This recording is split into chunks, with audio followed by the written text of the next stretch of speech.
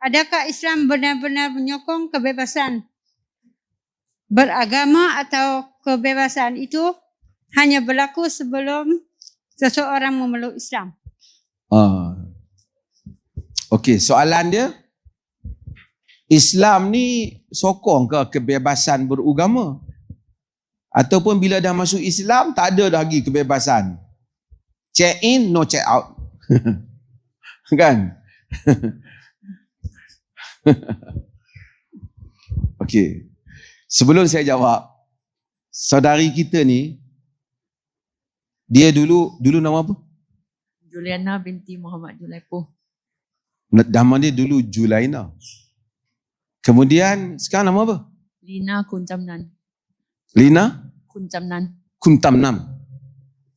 Dulu nama dia lain, nama dia Muslim. Sekarang nama dia Lina Kuntamnam, nama Siam.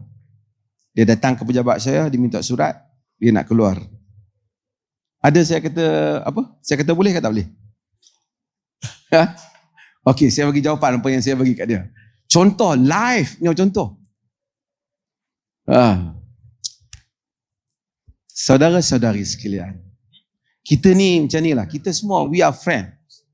Saya minta semua, kalau ada apa-apa bukan saja di sini, jumpa saya kat jalan pun boleh tanya. Kita manusia ni dia tak boleh, benda yang dia tak faham, dia takkan puas hati. Kita kena tanya orang bagaimana. Islam ni begini. Islam ni dia bukan macam dia macam restoran, you masuk, you pilih-pilih makanan, lepas tu you keluar. Dia tak sama dengan restoran, tapi saya nak cerita apa yang sama, apa yang tak sama. Pertama, kita kena percaya, Islam percaya tak boleh paksa orang masuk Islam. Itu Islam percaya. No compulsion. Tak boleh paksa. Kalau ada orang Islam paksa orang, awak nak masuk Islam tak mau? Awak tak masuk Islam jaga. Dia menyanggahi ajaran Islam. Tak boleh paksa. Kerana iman, kepercayaan, faith, apa yang manusia percaya tu di dalam diri dia. Kalau dia tak percaya, ini warna apa ni? Warna apa? Yang ni lah, yang ni. Yang ni warna apa? Putih kan? Putih. Kalau saya paksa saudara-saudari sekalian, saudara kena percaya ini warna hitam. Saudara percaya tak? Tak percaya. Saya letak satu pistol di kepala, hitam ke putih? Saudara pun kata, hitam, hitam. Tapi itu bukan kepercayaan. Itu keterpaksaan, betul tak?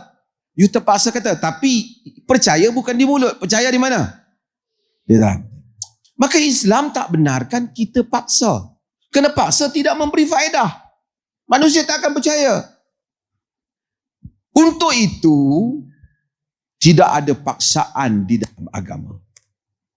Sebab tu bila orang nak masuk Islam, kita kena tanya, awak betul ke nak masuk? Ada orang paksa awak ke? Dia kata, no. Nobody force me. Tak ada orang paksa saya. Oh, kata ada orang paksa baru boleh masuk. Kalau ada orang paksa, jangan masuk. Kerana awak tak masuk kerana suka-suka. Masuk kena percaya. Setelah dia masuk Islam, ini masalah. Dia bukan masuk Islam tiba-tiba dia duduk seorang-seorang. Dia masuk Islam, dia masuk ke dalam masyarakat Islam. Dia akan tahu apa yang ada dalam orang Islam. Dia akan kahwin dengan orang Islam. Dia akan masuk dalam masjid orang Islam. Dia akan dapat kedudukan di dalam Islam. Dia akan dapat macam-macam. Dari segi perkahwinan, kekeluargaan, semua ni dia dapat. Kalaulah Islam kata, anytime you boleh masuk dan keluar, orang akan main-main dengan Islam. Saya masuk Islam, saya kahwin-kahwin, saya ada apat semua, saya dah tahu semua apa yang orang Islam, masjid dia apa, saya dapat zakat dia, saya dapat macam-macam, then saya keluar. Besok saya masuk pula kat tempat Islam yang lain pula, saya dapat, saya keluar. Kalau begitu, agama akan jadi mainan. So Islam tak benarkan yang ini. Dia tutup pintu ini. Dia kata tak boleh.